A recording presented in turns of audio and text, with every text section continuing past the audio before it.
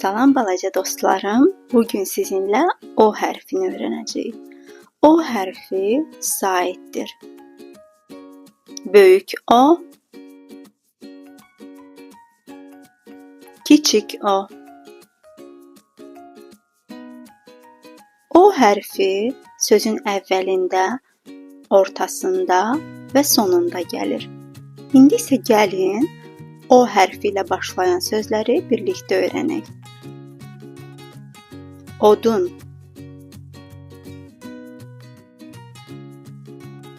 ot,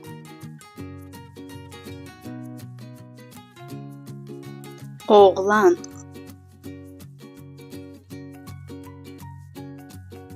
od,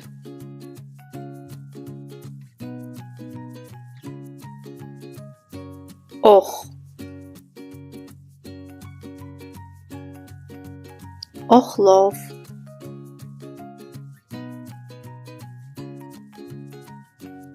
on.